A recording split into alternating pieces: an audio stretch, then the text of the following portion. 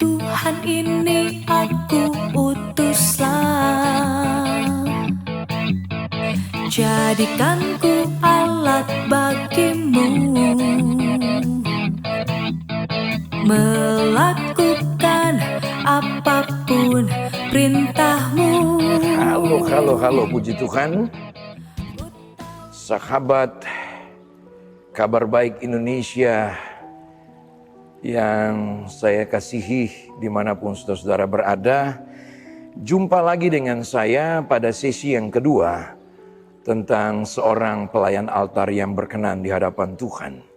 Sesi pertama saya menjelaskan bahwa ada beberapa poin penting di sana.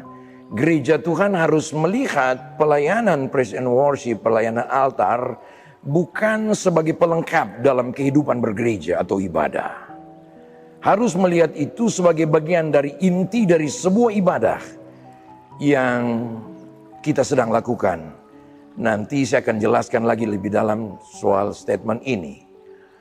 Lalu yang kedua, di seksi yang pertama beberapa waktu yang lalu mungkin saudara bisa ikuti. Saya jelaskan di situ ketika saudara berdiri, sahabat-sahabat, teman-teman berdiri sebagai worship leader, sebagai singer, sebagai pemain musik, sebagai tamborin. Yang pertama saudara harus menyadari bahwa saudara dipilih Tuhan. Melalui gereja, melalui gembala sidang yang ada. Ya, sehingga dalam sesi yang pertama saya jelaskan bahwa kehadiranmu dalam pelayanan altar, sebagai pelayan altar, kamu harus melihat ini bukan sekedar mengisi waktu. Bukan sekedar karena kamu punya talenta, kamu jago, kamu hebat, lalu kamu berdiri di mimbar, jangan. Tapi harus meyakini dari hatimu yang paling dalam bahwa ketika engkau dipilih menjadi seorang worshiper, menjadi seorang penyembah, entah worship leader, singers, atau pemain musik, tamborin, engkau harus yakin dan percaya bahwa Tuhan memilih kamu untuk masuk dalam panggilan pelayanan ini. Sehingga di sesi pertama poin yang ketiga saya jelaskan bahwa maka ada kesadaran untuk dibentuk, diproses. Karena yang kita layani Tuhan yang kudus, Tuhan yang sempurna adanya, maka kita yang tidak sempurna ini, yang masih kurang dalam banyak hal, jangan pernah menyombongkan diri. Kita harus terus dibentuk, diproses, dibina, agar makin hari baik skill kita makin mantap, tetapi yang terutama hidup kita sebagai pemuji penyembah makin hari makin berkenan di hadapan Tuhan, dan semua pelayanan kita memberkati banyak orang. Nah, saya akan jelaskan di sesi yang kedua ini tentang terpilih dari antara yang dipilih. Sahabat yang terkasih, sahabat Kabar Baik Indonesia, Israel ada 12 suku. Dari 12 suku itu Tuhan hanya memilih orang Lewi untuk bertugas melayani Dia. Melalui peristiwa lembu emas, Musa menantang bangsa Israel, siapa yang berpihak kepada Tuhan. Dan dari 12 suku hadirlah orang-orang Lewi. Dan sampai hari ini dalam tatanan ibadah Yahudi, yang berhak, yang diberikan izin ataupun hak oleh Tuhan untuk melayani dalam bait suci hanya orang-orang Lewi. Nah, saudaraku yang kekasih, di dalam Kristus kita menerima kasih karunia itu. Kita bisa menerima anugerah itu. Jadi dengan kata lain, waktu kamu berdiri di mimbar, menjadi worship leader, menjadi pemain musik, menjadi singers, menjadi penari, kamu harus yakin dan percaya bahwa kamu dipilih dari antara yang terpilih. Berarti kamu spesial di mata Tuhan. Mungkin saja suaramu masih false. Bagi saya itu soal nanti. Tetapi soal kesadaran panggilanmu itu akan meluruskan setiap motivasimu di dalam melayani Tuhan. Karena kalau motivasi salah, pelayananmu juga pasti salah. Pelayananmu tidak akan memberkati dirimu. Mungkin kuping orang akan enak, merasa senang dengan suaramu yang bagus, permainan musikmu yang luar biasa, tetapi mereka tidak dijamah, mereka tidak diberkati. Sehingga di sesi pertama saya katakan beberapa waktu yang lalu bahwa jemaat datang dengan berbagai macam persoalan. Kita yang di atas harus punya sesuatu untuk dibagikan kepada jemaat.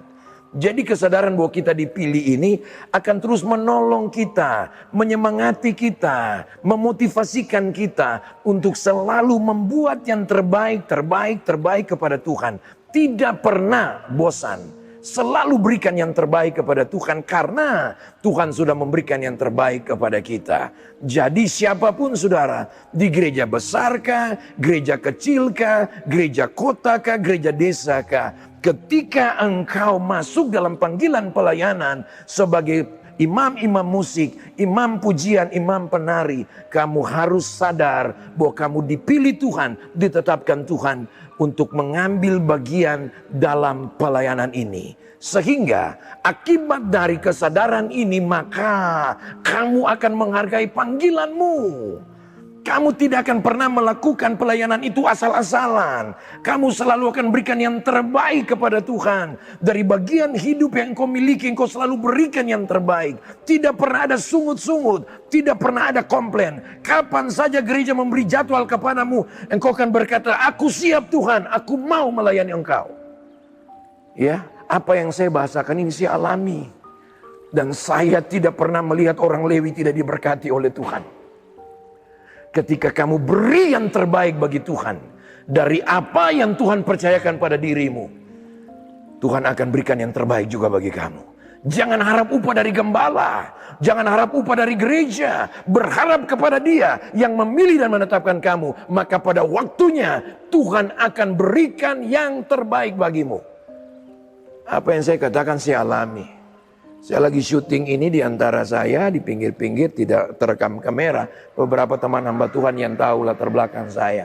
Dan sampai hari ini saya ingat saya dibesarkan dalam sebuah gereja yang sangat-sangat ketat, disiplinnya luar biasa. Dan di samping itu melayani sepenuh waktu, sepenuh hari, sepenuh hati. Kita nggak digaji saudara.